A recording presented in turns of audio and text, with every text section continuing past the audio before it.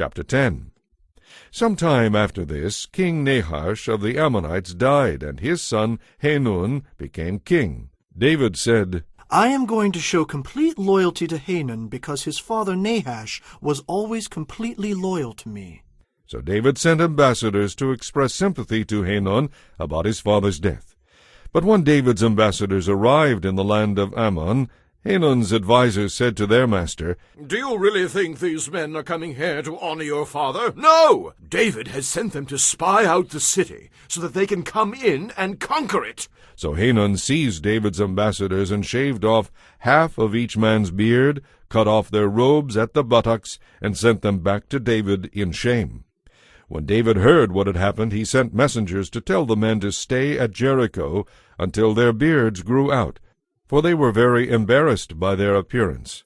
Now the people of Ammon realized how seriously they had angered David, so they hired 20,000 Aramean mercenaries from the lands of Beth-rehob and Zobah, 1,000 from the king of Maacah, and 12,000 from the land of Tob.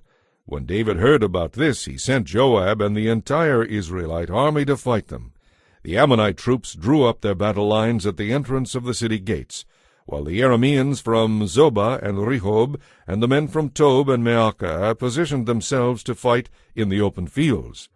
When Joab saw that he would have to fight on two fronts, he chose the best troops in his army. He placed them under his personal command and led them out to fight the Arameans in the fields. He left the rest of the army under the command of his brother Abishai, who was to attack the Ammonites. If the Arameans are too strong for me, then come over and help me, Joab told his brother. And if the Ammonites are too strong for you, I will come and help you.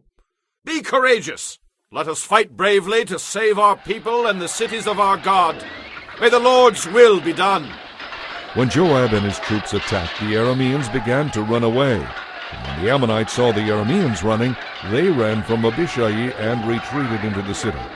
After the battle was over, Joab returned to Jerusalem. The Arameans now realized that they were no match for Israel, so when they regrouped, they were joined by additional Aramean troops summoned by Hadadezer from the other side of the Euphrates River.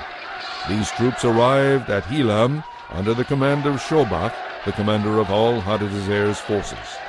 When David heard what was happening, he mobilized all Israel, crossed the Jordan River, and led the army to Helam. The Arameans positioned themselves there in battle formation and then attacked David. But again the Arameans fled from the Israelites. This time David's forces killed 700 charioteers and 40,000 horsemen, including Shobach, the commander of their army. When Hadadezer and his Aramean allies realized they had been defeated by Israel, they surrendered to them and became their subjects. After that the Arameans were afraid to help the Ammonites.